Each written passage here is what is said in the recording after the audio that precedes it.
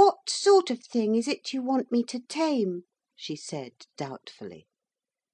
The enormous crow hesitated. 'A sort of lizard,' it said at last. 'And if you can only tame it so that it will do what you tell it to, you'll save the whole kingdom, and we'll put up a statue to you, but not in the People's Park unless they wish it,' the bird added mysteriously. 'I should like to save a kingdom,' said Elsie, 'and I like lizards. I've seen lots of them in India.' 'Then you'll come?' said the crow. 'Yes, but how do we go?'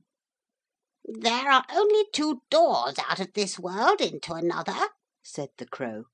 'I'll take you through the nearest. Allow me.'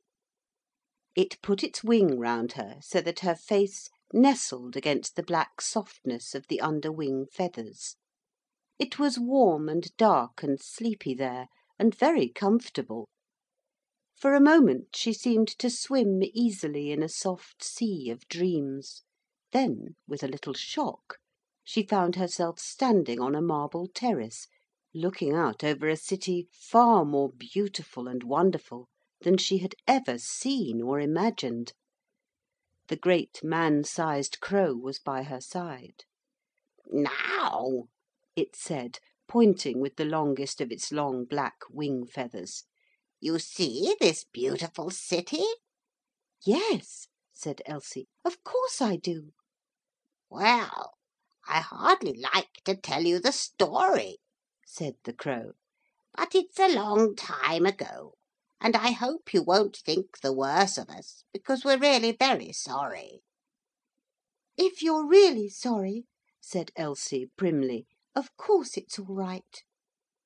'Unfortunately it isn't,' said the crow.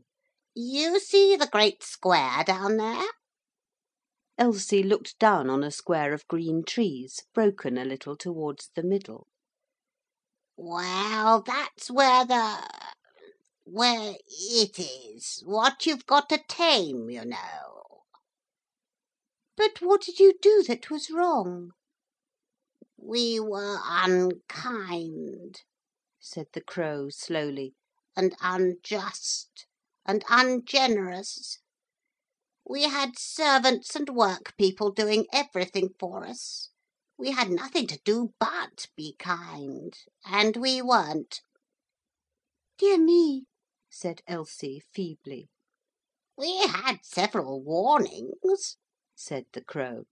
'There was an old parchment, and it said just how you ought to behave and all that. But we didn't care what it said. I was court magician as well as Prime Minister, and I ought to have known better, but I didn't. We all wore frock coats and high hats then,' he added sadly. 'Go on,' said Elsie, her eyes wandering from one beautiful building to another of the many that nestled among the trees of the city. 'And the old parchment said that if we didn't behave well, our bodies would grow like our souls. But we didn't think so. And then all in a minute they did.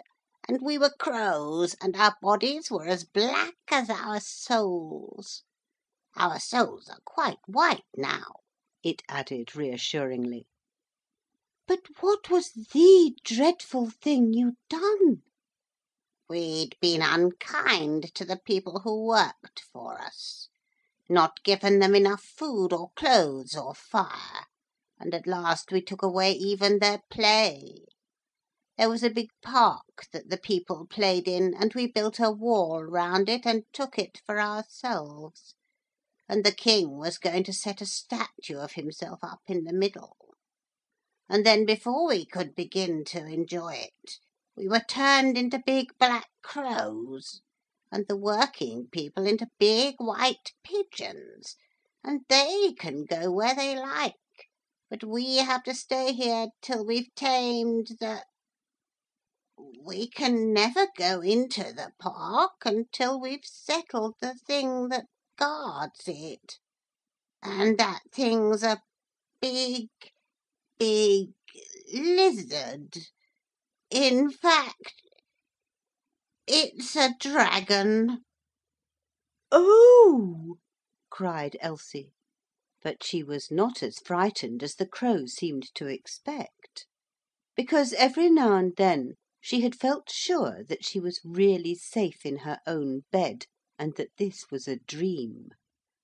It was not a dream, but the belief that it was made her very brave, and she felt quite sure that she could settle a dragon if necessary, a dream dragon, that is.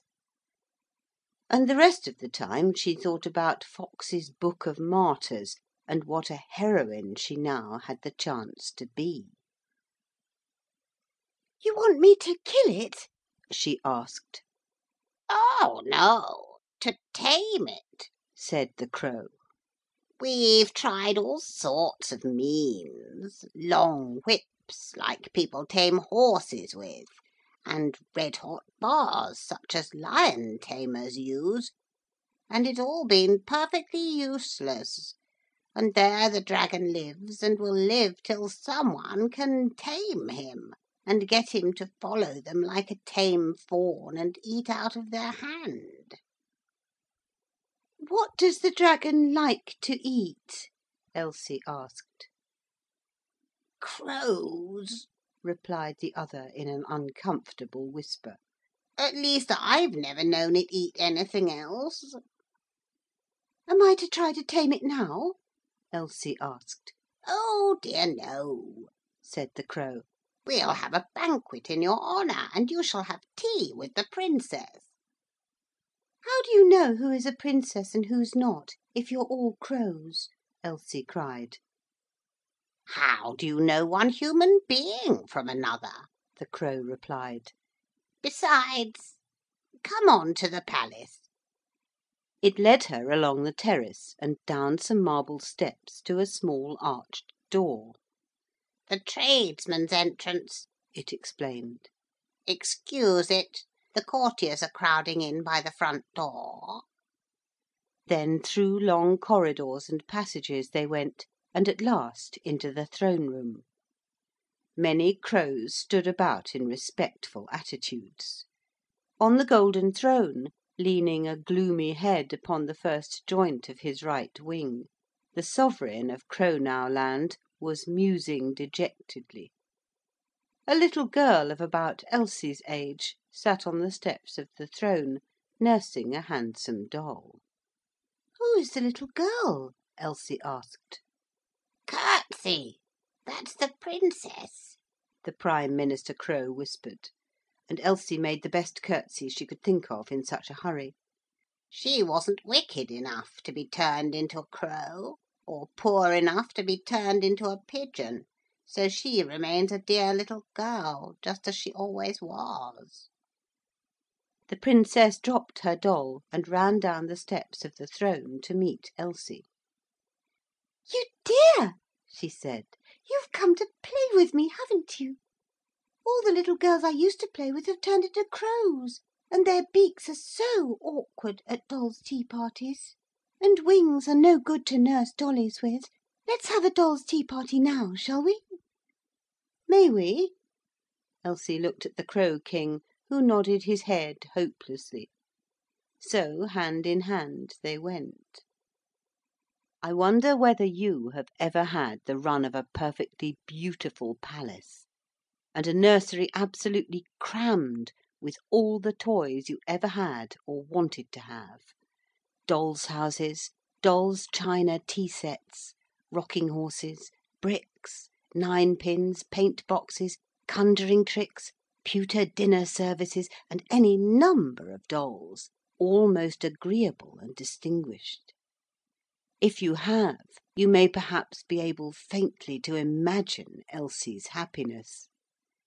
And better than all the toys was the Princess Perdona, so gentle and kind and jolly, full of ideas for games, and surrounded by the means for playing them.